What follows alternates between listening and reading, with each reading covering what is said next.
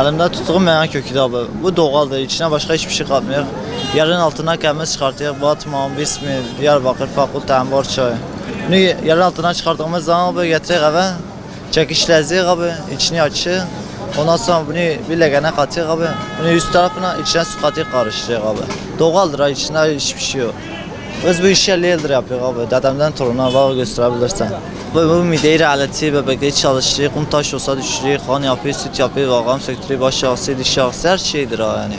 Doğaldır ha yani. Diyarbakır'ın yerleri çok içiyor. Ramazan ayında başlıyor abi. Ramazan ayında şişe işi satıyor zaten. Bardak işiyor.